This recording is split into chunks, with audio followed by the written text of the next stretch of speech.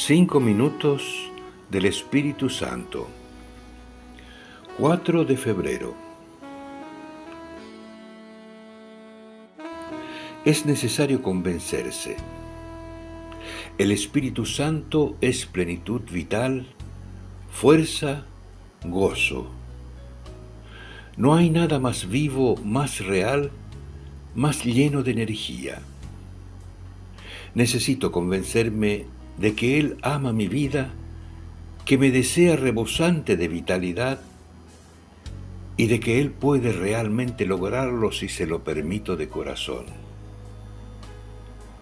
Si no estoy convencido de esto, mi vida espiritual, mi fe, mi cristianismo serán solo una especie de barniz.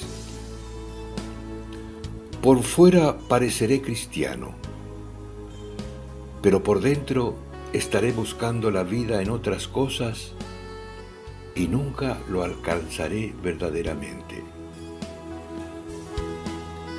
Dentro de nuestros deseos de vida está la necesidad de experimentar que no estamos solos, que tenemos con quien compartir nuestra capacidad de amor. Pero no nos engañemos. Por más que estemos rodeados de mucha gente, hay un lugar del corazón, el centro de nuestra intimidad, donde no llega ninguna compañía.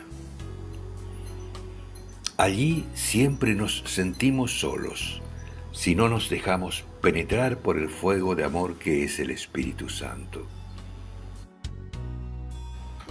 Autor: Cardenal Víctor Manuel Fernández.